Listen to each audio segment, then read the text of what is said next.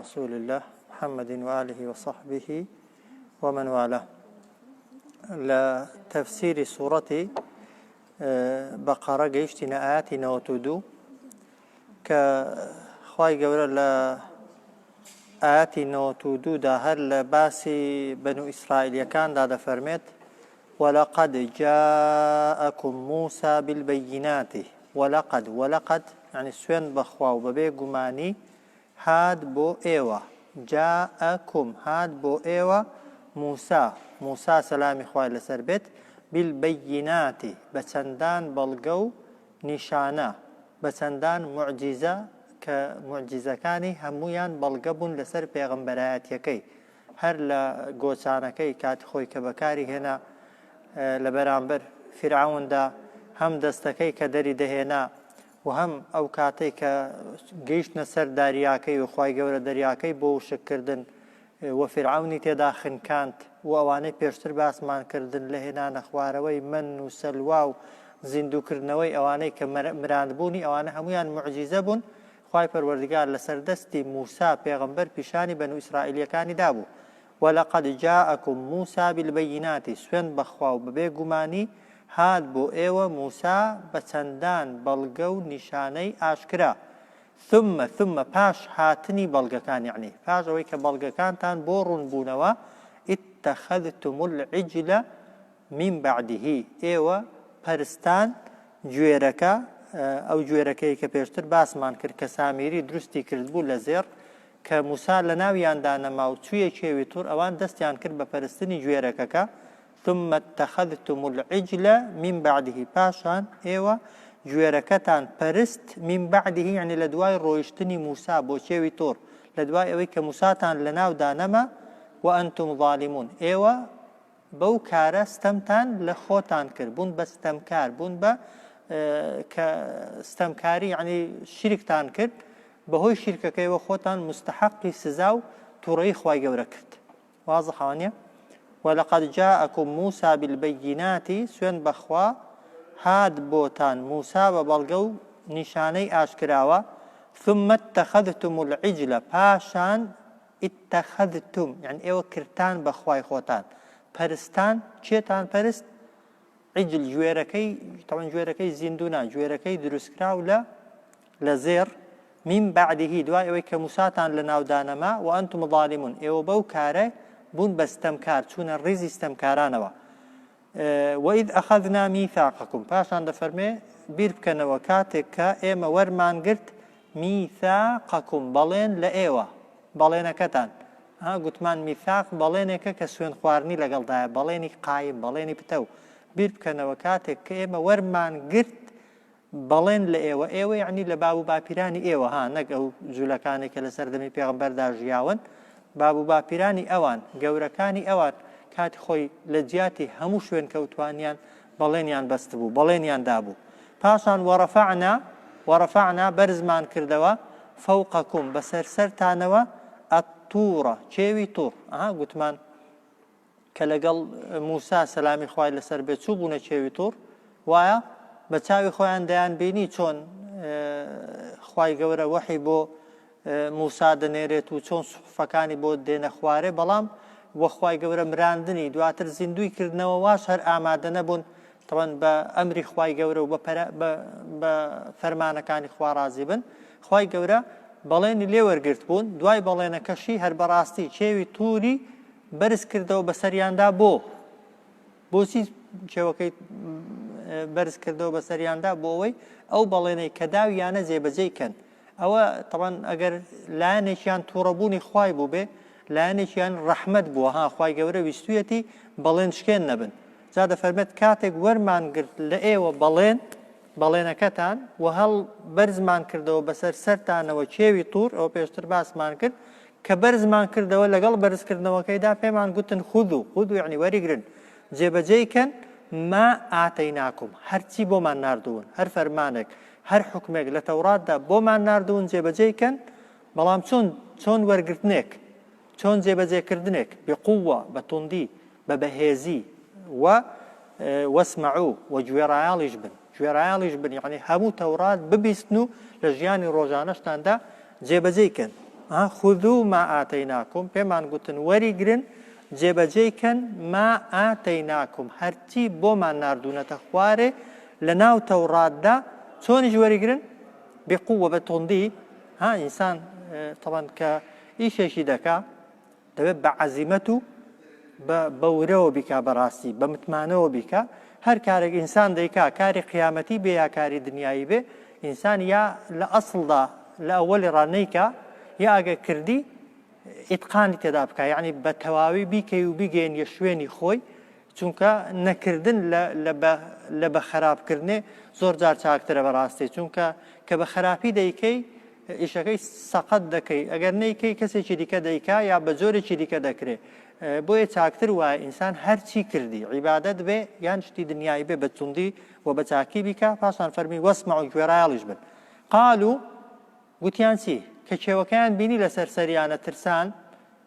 قالوا سمعنا یەکەم جار گوتیان ئەوە بەڵێن بێ ئەوە گوێمان لێبوو ئەوە بیستمان بەڵام دوای ماوەیەکی دیکە کە کێوەکە لات و لە سەریان چیان کرد وعەسەینا ئەو جار گوتیان بەڵام سەرپێچیمان کرد بەڵام دەبیستین گوێ دەگرین بەڵام فەرمانەکان جێبەجێ ناکەین کە ئەوە سیفەتی ئینسانی ئیماندار نییە سیفەتی جوولەکەکانە ئینسان گوێ بگرێ لە ئایەت لە حەدیث لە فەرموودا لێی تێبگا لێی حاڵی ببێ بەڵام کردەوەکانی ڕۆژانەی پێچەوانە بن لەگەڵ ئەوەی کە بیستویەتی لەگەڵ ئەوەی کە فێری بووە وازحە ئەو جار بۆچی وابوونەوان بۆچی دەیان بیست بەڵام سەرپێچیان دەکرد یان هەر بە بێبنەتی دەیانگوت گوێت لێ دەگرین ئەی موسا بەڵام بە قسەت ناکەین لەبەرەوەی وەئوشربوا فی قولوبهم العجل ئوشربوا معنای لۆغەویەکەی خۆی یعنی خواردبوویانەوە خواردبوویانەوە ئەگەر تەرجمەی حرفی بکەین بڵێن خواردبوویانەوە لە ناو دڵیاندا گوێرەکە بەڵام گوێرەکە دەخورێتەوە یا دەخورێ ئەوە یەک دووەم ئەوەی وان نەش دەخورات چونکە لە زێری دروستکرا وایە پاشان ئەگەر بیخۆیەوە خواردنەوە دەچێتە ناو ماعیدە و گەدەت یا دەچێتە ناو دڵت بۆیە ئاەتەکە مەبەستی ئەوە نییە خواردنەوەی حەقیقی ئەوە کینایەیە بەڵام چۆن ئەگەر شتێک دەخۆیەوە لەگەڵ دەمار و خوێن و ئەندامەکانت تێک هەڵدەبێ ئەوان خۆشەویستی گوێرەکەکەی لەگەڵ دڵیان تێک هەڵبوو بۆیە کە تەفسیری دەکەین دەی بڵێن وەئوشربوا فی قولوبهم یعنی تێک هەڵبوو لەگەڵ دڵیان العجلە یعنی خۆشەویستی گوێرەکەکە نە خودی گوێرەکەکە خۆ گوێرەکەکە نەخراوەتە دڵیان نیان خواردووە نەش دەخوراوایە بەڵام بەهۆی چیەوە بیکوفریهم بەهۆی بێباوەڕیانەوە بەهۆی بێباوەڕیانەوە دەنا معنای نییە گوێرەکەیەکی دروستکراو بەدەستی ئینسانێک وایە کە ڕوحی تێدانیە و گیانی تێدانیە تەنها دەنگێک هەناسەیەکی لێ هاتووە باوەڕت پێی بێ بەڵام خوایە کە ئەو هەموو موعجیزە و نیشانە و بەڵگانەی بۆ ناردووی باوەڕت پێی نەبێ وایە محبەت و خۆشەویستیت هەبێ بۆ گوێرەکەیەکی بێڕوح و بێگیان و دروستکراو بەڵام خۆشەویستیت نەبێ بۆ خوایەکی زیندوی هەمیشە بەدەسەڵات و بەتوانا و زانە بێگومان تەبەن ئەوە نیشانەی بێباوەڕیە و هەڵبژاردننی کافریەتیە بەسەر ئیماندا ئەو جا خوا دەفەرمێ قل پێیان بڵێ ئەی محەممەد صلی الله عليه وسلم بئس ما يأمركم به إيمانكم خراپترین شتێکە ئەوەی کە ئێوە دەیکەن قل بئس ما يأمركم به خراپترین شتێک کە فەرمان دەکا بە ئێوە ئەنجامی بدەن ئیمانەکەتان ئەوەیە کە محبەت و خۆشەویستیتان هەبێ بۆ گوێرەکەتان ئین کنتم مؤمنین ئەگەر ڕاز دەکەن ئێمە ئیماندارین تەوەنجولەکە پێشتر باسمان کرد و دوایش دێت چیان بە ئیماندار دەزانی بەس خۆیان کە باسی باشتێ دەکرات یانگوت بەس ئێمە دەچینە باشتێ وایە خۆیان بە ئیماندار دەزانی و پێیان وابوو بەس ئەوان ئیماندارن بەس ئەوان دەستنە بەهەشتێ خوا بەس ئەوانی خۆش دەوێ بەڵام خۆشەویستی گوێرەکەیەکی دروستکرا و بەدەستی ئینسانیان خۆشتر دەویست و بەلایەنەوە پیرۆستر بوو لە خۆشەویستی خوای گەورە و لە جۆراڵی خوای گەورە ئەگەر سەیری ئاەتەکەی کەنەوە کەلیمەکان وإذ أخذنا ميثاقكم ورفعنا فوقكم الطور بیر بکەنەوە کاتێک کە وەرمان گرت بەڵێن لە ئێوە ورفعنا فوقكم الطور بەرزمان کردەوە بەسەر سەرتانەوە کێوی توور خذوا ما آتيناكم بقوة پێمان گوتن وەریگرن هەرچی لە ناو ئەو تەوراتەدا بۆتان هاتووە بە توندی بە پتەوی بە ورەی بەرزەوە وەسمع و گوێڕایاڵیش بن ئەوەی موسا پێی گوتن خوا پێی گوتن جێبەجێیکەن قالوا سمعنا وعصينا گوتیان بیستمان بەڵام سەرپێچیمان کرد گوێت لێ دەگرین بەڵام بە قسەت ناکەین وأشربوا في قلوبهم العجل وتێکهەڵ بە دڵیان بوو تێکهەڵ بە دڵەکانیان بوو خۆشەویستی گوێرەکەکە بەهۆی بێباوەڕیانەوە قل بئس ما يأمركم به إيمانكم پێیان بڵێ ئەو خۆشەویستی گوێرەکەیە خراپترین شتێکە کە ئیمانەکەتان فەرمانتان پێ دەکا ئین کنتم مؤمنین ئەگەر ڕاست بکەن ئێوە ئیماندار بن ئەگەر ئێوە ئیماندار بن و ئیمانیش فەرمانی ئەوەت پێ بکات گوێرەکەی بپەرستی ئەوە خراپترین ئیمانێکە و خراپترین فەرمانێکە پاشان خوا دەفەرمێت قل پێیان بڵێ ئەی محەممەد صلی الله عليه وسلم تاقیان کەوە إن كانت لكم الدار الآخرة عند الله خالصة من دون الناس أجر بو إيوه أي جلكينا أي شوين كوتواني موسى خانوي قيامت مالي دواروش يعني بهاش طبعا عند الله لكن خواي جورة خالصة بتنهاو من دون الناس جگە لە خەڵکی دیکە کەسی دیکە ناچێتە ئەو خانوە و ئەو ماڵە جوولەکەکە هادەیان گوت لن يدخل الجنة إلا من كان هودا دوایە دەیخوێنن جوولەکەکە دەیان گوت هیچ کەس ناچێتە باشدێ تەنها کەسێک دەسێت کە یەهودی بێ ئەگەر ڕاست بێ ئینسان یەقینی هەبێ کە دەسێتە بەهەشتێ دنیای پێ خۆشترە یا قیامەت ئەگەر یەقینت هەبێ ئێستا یعنی خوا بەڵێنی پێدابی خوا وعدی پێدابی هەر کاتێک مردی یەکسەر بەبێ سێود و بۆ بەهەشتێ دەڕۆی دنیات پێ خۆشترە یا قیامەت بێگومان قیامەت بۆیە ئەگەر سەیری پێغەمبەران کەن سەلامی خوایان لەسەر بێ هەر پێغەمبەرێک وەختی مردنەی هاتبێ مەلەکول مەوت ڕوحی نەکێشاوە هەتا پرسی پێ نەکرد بێ هیچ پێغەمبەرێک هەیە دنیای هەڵبژارد بێ خۆ ئەگەر هەڵیان بژارد با بە سولێمان و داودیشەوە سولێمان و داود مەلیکیش بوون جگە لەوەی کە پێغەمبەر بوون هەرچی مەخلوقات و دروستکراو هەیە لە بەردەستی سلێمان پێغەمبەردا موسەخەر بوو وایە دەڵێن تەنها یەک جار نوێژێکی تاخیر بووە لە بەرامبەریدا یەک دەست بەجێ 1000 ئەسپی کردووە بە سەدەقە و بە خێر یعنی هێندەی لە بەردەستیدا بوون 1000 پێ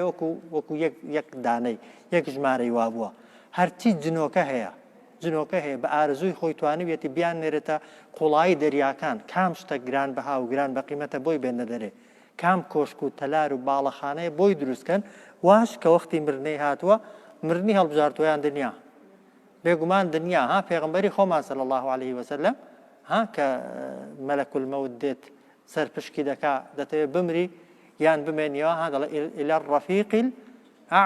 الرفيق الأعلى دەمەوێت بەرەو يعني خوای بەرز و خوای گەورە بڕۆم نەک هەر پێغەمبەرە سەحابەکان سەلامی خوایان لەسەر بێ زۆر مەشهورن ئیمامی عەلی دەڵێن کە جیهادی کردووە هیچ کاتێک ئەو زرێی شەڕ و ئەوانەی بەکار نەهێناوە کە لێی دەپرسن ئیمامی حەسەنە یا حوسێنە ئەوە جلی شەڕێنین تۆ لە بەرتن ئەی باوکە بۆ ئاوا شەڕێ دەکەی دەڵێ لە بینی من و وەک دەڵێ ئەوەیدا تەنها ئەو ئەندە ژیانە هەیە بگەمەوە بەخوای و بگەمەوە بە قیامەتێ سەحابە هەبووە مەشهورە ناوەکەی مثال لەبیر نییە ئەوەی کە خورمای بەدەستەوە بووە گوتوێتی پێغەمبەری خوا صلی الله عليه وسلم ئەگەر ئێستا بجەنگم و بکوژرێم یعنی مەسیرەکە و سەرنجامەکەم کوێیە فەرموویەتی بەهەشت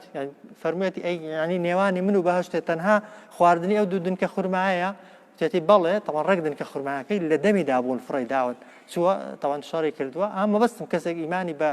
لە ئیمانی خۆی ڕاببینێ وەک دەڵێ ئیمانی بە قیامەتێ قایم بێت و دڵنیا بێت لەوەی کە قیامەت هەیە بێگومان تەوان هەزاران هەزار جار تەوان ژیانی ناو قەبریش نەگەی ئی بەهەشتێ خۆشترە لە دنیاە کە پڕەتی لە خەم و خەفەت و ناڕەحەتی جا خوای گەورە بۆی جوولەکەکان بە درۆ بێنێتەوە کە لەو قسەیدا کە دەڵێن تەنها ئێمە ئەهلی خواین و ئێمە خۆشەویستی خواین و تەنها ئێمە دەچینە بەهەشتێ خوای گەورە فەرمووی لەناو خەڵکی ئاوایان پێ بڵێ قل إن كانت لكم الدار الآخرة عند الله پێیان بڵێ ئەگەر ماڵی دار الآخرة يعني خانووی قیامەت ماڵی قیامەت ژیانی قیامەت يعني بەهەشت و دوا ڕۆژ بۆ ئێوەیە من دون الناس جیا لە خەڵکی لە جیاتی هەموو خەڵکی خالصة بەتەنهایی ئێوەیە قل إن كانت لكم الدار الآخرة پێیان بڵێ ئەگەر خانووی قیامەت لەکن خوای گەورە خالصة بەتەنها بۆ ئێوەیە من دون الناس لە جیاتی هەموو خەڵکی فتەمەنەو المەوت دەی خۆزگەی مردنێ بخوازن دەی خۆزگە بخوازن کە خوا بتان مرێنێ ئین کنتم صادقین ئەگەر ڕاست دەکەن. جا پێغەمبەر دەفەرمێ صلی الله علیه وسلم ئەگەر یەک جوولەکە لەو کاتیدا یەک تەنها یەک دانە جوولەکە لەو کاتەدا تەمەنای مردنەی کردبایە و وەک دەڵێ سیقەی بە قسەکەی خۆی هەبایە متمانەی بە قسەکەی خۆی هەبایە خوای گەورە هەرچی جوولەکەیە دەیکوشت و شوێنەواریشی نەدەشتن لەسەر زەوی.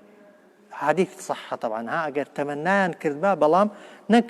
گەورەکانیان ها لە بچووکەکانیشیاندا یەک کەس سیقەی بۆی نەبووە. بۆیە ئێستا چێ لە جوولەکەی ترسنۆکترە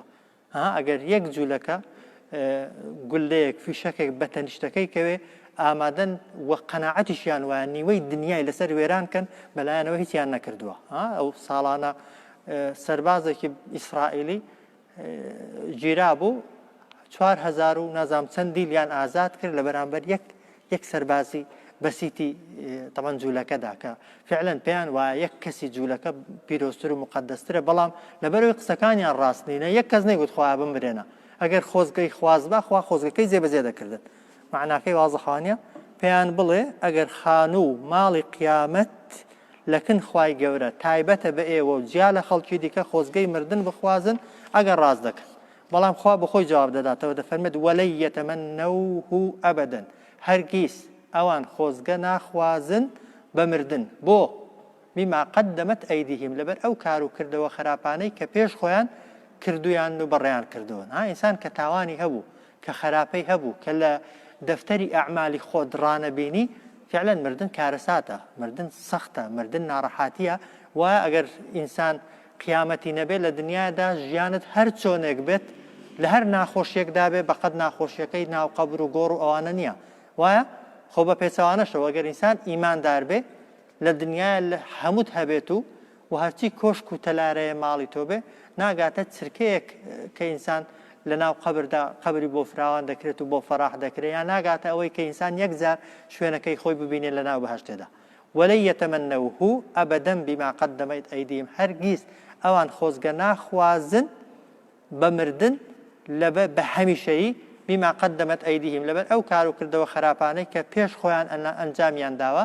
والله علیم بالظالمین خوای گەورە زۆر زانایە بەو کار و کردەوانەی کە ستەمکاران دەیکەن. واضحە؟ پاشان دەفەرمێت وەلەتەجیدەنەهم ئەحرەص الناس على حياة ومن الذين أشركوا وەلەتەجیدەنەهم یعنی بە دڵنیاییەوە تۆ جوولەکەکانت دەست دەکەوێت تۆ جوولەکەکان دەبینی کە ئەحرەص الناس سوورترینی خەڵکین على حياة لەسەر ژیان لەسەر دنیادا ئەوانەی کە لە هەموو خەڵکی زیاتر ژیانیان پێخۆشە و دنیایان خۆش دەوێت جوولەکەکان نەها بۆیە سەرمایەدار و دەوڵەمەندەکانی هەموو دنیاە زۆرینەیان جوولەکەنە و دەستیان بەسەر سامان و داهاتی هەموو دنیادا گرتووە و هەموو شتێک دەکەن لە پێناوی مانەوەی تەنها ڕۆژێک زیاتر لە دنیادا. ئەگەر ئیدعاکان ڕاست بە باوەڕیان بە قیامەت و بە بەهەشت هەبایە ئەو سووری لەسەر دنیاە ئەو خۆشەویستی دنیاە بۆ کەسێکە ئیمانی بە قیامەتە نەبێ بەڕاستی. و ئەوەی ئێمەش ئەوەی کە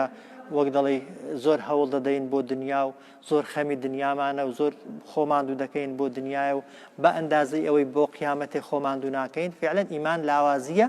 سەبارەت بە قیامەتێ ئینسان هەتا ئیمانی بە قایمتر بێ سەبارەت بە قیامەتێ ئیحتیمامی بە دنیای کەمتر دەبێ و ئیشکردنی بۆ قیامەتێ زۆرتر دەبێ. وەلەتەجیدەنەهم ئەحرەص الناس على حياة دەستت دەکەون ئەی محەممەد صلی الله عليه وسلم ئەوان بەوەی کە ئەحرەص الناس زۆرترینی خەڵکی سوورترینی خەڵکین على حياة لەسەر ژیان هەتا لە چێش ومن الذين أشركوا لەو کەسانەش کە بتپەرست ئەوەی بتپەرست بە ئیمانیان بە زیندووبوونەوەی هەر نەبوو ئیمانیان بە قیامەتێ هەر نەبوو جوولەکە بە حسابی خۆیان ئیمانیان بە مردنێش هەبوو ئیمانیان بەوەش هەبوو کە زیندوو دەبنەوە بە قەناعەتی خۆیان پێشیان وابوو کە زیندوو ببنەوە دەستنە باشتێ بەڵام لە بتپەرستەکان زیاتر دنیایان خۆش دەویست. طبعا ئەوە بەڵگەیە لەسەرەوەی کە ئیدعاکان ڕاست نییە و بانگەشەکەیان درۆیە کەسێک ئیمانی بە قیامەتێ هەبێ نابێ وابێ و بە دڵنیاییەوە تۆ ئەوان دەدۆزیەوە ئەوان دەبینی کە سوورترینی خەڵکین لەسەر ژیان و لەوانش کە بتپەرستن.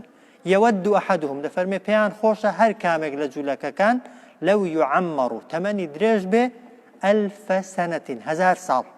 بەڵام خوا دەفەرمێ وەما هوە بمزحزحه ئەو تەمەند درێژیە ڕزگاری ناکە وما هو ئەو مانەوە لە دنیادا ئەو زۆر تەمەند درێژیە لە دنیادا ڕزگاری ناکا کەسەکەی لە چی من العذاب لە سزای خوا ئەی يعمر بەوەی کە زۆر ماوەتەوە مانەوە لە دنیادا بۆ کەسی تاوانبار و خراپەکار چاکە یا خراپە تەمان ئەگەر لە ڕووی خۆشی و ناخۆشیەوە بەراوردیکەی دنیای خۆشترە هەر چۆنێکی بێ لە قیامەتێ وایە بەس ئەگەر حسابی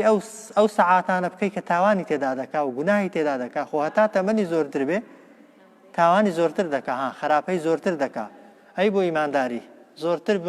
یعنی زۆرتر بژیا زۆرتر بمرێ چاکترە بەڵێ زۆرتر بمێنیەوە باشترە چونکە بەو زۆرترمانەوەیەت ئەگەر نوێژێک بێ وایە ئەگەر خوێندنی چەند ئاەتێک بێ ئەگەر کۆمەڵێک زیکر و ورد بن ئەگەر چەند سوزدەیەک بن بۆ خوای گەورە برتن وایە چونکە ئینسان کەمر تەوان تاو کردەوەکانی کۆتاییان پێدێ بەڵێ قیامەتی خۆشترە بەڵام چاکتر مانەوە چونکە هەر دەمری بەڵام هەتا زۆرتر بمێنیەوە بۆی خۆزگە خواستن بە مردنێ دروستە یا دروست نییە ئیلا ئەگەر ناچاریش بوو دەی وڵی چی یعنی ئەگەر تەمەناش پێی دەی بڵێ ئەگەر ناچار بووی دنیا زۆر تەنگی پێ هەڵچنی و چارت نەما بڵێ خوا ئەگەر ئەو کاتی ژیانەکەی هەر تێدایە خوا ئەگەر ژیانم مانەوەم لە دنیادا چاکترە وایە بمهێڵەوە و ئەگەر مردنم خێری تێدایە بۆیە مردن زوو مردن و درەنگ مردن بەس خوا دەزانێ بەڕاستی هەندێک کەسەیە بە گەنجی دەمرێ جاری وا هەیە هەندێک دەڵێن زوو بوو تۆنە مستەڵەحی زوو بوویە زۆر غەڵەتە وایە بۆ چونکە خوا بۆ خۆی دەزانێ بۆ کەسی ئیماندار جاری وا هەیە لە تەمەنێکدا دەیمرێنێ لەبەر خۆشەویستی بۆ کەسەکەی بۆی زۆرتر نەمێنێتەوە تووشی کوفر و بێدینی نەبێ وایە چونکە هەندێک کەسێ وایە لە تەمەنی گەنجێتیدا گەنجێکی ئیمانداری ساڵح و چاکە لەوانەیە بەو ساڵحی بمرێ وایە ئەوەشی کە خراپەکارە خوای گەورە کە زوو دەیمرێنێ لەوانەیە ئەگەر مابایەوە زۆر خراپتر بوو بایە لەوەی کە هەیە بۆیە تەوان مردن هیچ کاتێک ناوەقەدر نییە هەر کاتێک خوا ئەجەلی هێنای ئەو کاتی مناسب و گونجاوە بۆ مردنێ وازحە والله بصير بما يعملون خوای گەورە بینایە بە هەر کار و کردەوەی کە ئەوان دەیکەن ولتجدنهم أحرص الناس على حياة بەدڵنیاییەوە دەستت دەکەون ئەوان ئەی محەممەد صلی الله عليه وسلم أحرص الناس على حياة کە سوورترینی خەڵکین لەسەر ژیانی دنیا ومن الذين أشركوا لەوانەش دنیایان خۆشتر دەوێت کە بتپەرستن يود أحدهم پێیان خۆشە هەر کامێکیان لو يعمر 1000 سنة تەمەنی درێژ ببێ تا 1000 ساڵی بەڵام وما هو بمزحزحه ئەو تەمەند درێژیە ڕزگاری ناکە من العذاب لەو سزای کە بۆی ئامادەکراوە ئەی يعمر بەهۆی ئەوەی کە زۆر ماوەتەوە بەهۆی ئەوەی کە تەمەنی زۆر بووە وایە والله بصير بما يعملون خوای گەورە بینایە دەبینێ هەر چیەک کە ئەوان دەیکەن وازحە قل من كان عدوا جاء بتپەرستەکان عفو جوولەکەکان هاتنە لای پێغەمبەر صلی الله عليه وسلم گوتیان کۆمەڵێک پرسیار لێ دەکەین ئەگەر جوابمان دەیەوە ئیمانت پێ دێنین تاوان کۆمەڵێک پرسیاری تایبەتیان کرد لە پێغەمبەر کە بەس پێغەمبەران دەیزانن حاڵین مەسەلەن لەوانە یەکەم خواردن کە بەهەشتیەکان دەیخۆن چ خواردنێکە پێغەمبەر جوابی دانەوە کەبەت سپڵە جگەری حوتیە ماسیە وایە مەسەلەن منداڵ بە هۆکارێتی بە باوی دەچێت یا بەداکی دەچێت تاوان ئەوەشی جوابدانەوە یعقوب پێغەمبەر کاتی خۆی چی لەسەر خۆی حرام کردبوو و پرسیارێکیشیانەوە بوو چێ وەحی بۆ تۆ هێناوە ئەوەی وەحی بۆ پێغەمبەران دێنێ چێیە تاوان لەوەیدا پێغەمبەر فەرمووی جیبریل جا لە بیانە بوون هەر چوار پرسیارەکەی کەی زانی بوون تاوان کە لەیان کردبوون کە بەس پێغەمبەران دەیان زانی ئەو پرسیاری ئاخیرەشی هەر زانی بەڵام لە بیانە بوون بۆ ئیمان نەهێن مادام جیبریل لە ئیمانت پێ ناهێنن ئەگەر جیبریل نەبا میکائیل بایە چونکە دەیانگوت میکائیل فریشتەی ڕەحمەتە ئەو باران دەبارێنێت و بادێنێت و ڕەحمەت دێنێ بەڵام جیبریل کاتی خۆی ئاوادانیەکانی ئێمەی وێران کردووە و شریخە و سەیحەی هێناوە و فڵان گوندەی خەرا کردووە بۆیە مادام جیبریل وەحی بۆ تۆ هێناوە ئێمە ئیمانت پێ ناهێنین بەڵام پێغەمبەر صلی الله عليه وسلم لەبەر خاتری ئەوەی جوولەکەکە ئیمانی پێبێنن وەڵامەکەی گۆڕی نا ئێستا دەکرێت یەکێک پرسیارت لێ بکە بۆی دڵی نێشێ بنمونە ئەوەکەی ینی جوابەکەی نەدەیەوە کە جوابەکە جاری وایە لەوانەیە لەگەڵ کەسەکەی نەگونجێ ها بێگومان ناها قل من كان عدوا لجبريل پێیان بڵێ هەر کەسێک دژمنی جیبریل بێ فإنه بێگومان جیبریل نزله على قلبك بێگومان جیبریل قورئانی هێناوەتە خوارێ بەسەر دڵی تۆدا بەڵام بإذن الله بەفەرمانی خوا وقل من كان عدوا لجبريل پێیان بڵێ هەر کەسێک دژمنایەتی و ڕق و قینەی هەبێ لە بەرامبەر جیبریلدا ئەو با هەموو کەس بزانێ فإنه بێگومان جیبریل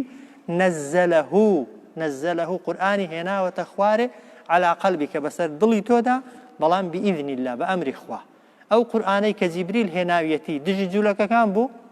بێگومان نا مصدقا لما بين يديه بەڕاستیشی دادەنێ ئەو قورئانەی کە جیبریل هێناویەتی کتێبەکەی پێش خۆی کە تەوراتە وهودەن و هەروەها ڕێگا پیشاندەر و ڕێنمونیشە و بشرا مژدە و دڵخۆشیشە بۆچێ بۆ ئیمانداران فعلا قورئان هەم طبعا هیدایەتی تێدایە و هەمیش مژدە و دڵخۆشی تێدایە خوێن بێتت هەر مژدەت پێدەدات گوێت لێگەر پێ هەر مژدەت پێدەدا ئینسان تێگەیشت پێ هەر مژدەیە بۆی پاشان دەفەرمێت من كان عدوا لله هەر کەسێک دژمنی خوا دژمنایەتی هەبێ لەگەڵ خوا ئەوە یەک ومەلائکەته لەگەڵ فریشتەکانی خوا وەڕسوولیه لەگەڵ پێغەمبەرانی خوا وەجیبریلە و دژمنایەتی هەبێ لەگەڵ جیبریل ومیکائیلە و دژمنایەتی هەبێ لەگەڵ میکائیل ئەوە فإن الله عدو للكافرين بەبێ گومانی خوای گەورە دژمنی بێباوەڕانە یعنی ئینسان بە هەر کامێک لەوانە کافر دەبێت ئینسان لە دڵدا ڕقی لە خوای بێ نەعوذ بالله ڕقی لە یەکێک لە مەلایکەتەکان بێت ڕقی لە یەکێک لە پێغەمبەران بێ یا ڕقی ببێتەوە لە جیبریل و لە میکائیل یا لە هەر فریشتەیەکی دیکە بێگومان بەو ڕق لێبوونەوەی کەسەکە کافر دەبێ و ئەگەر کافریش بوو بێگومان فإن الله عدو للكافرين بێگومان خوای گەورە دەبێتە دژمنی ئەو کەسانەی کە بێ باوەڕن صلى الله على سيدنا محمد وعلى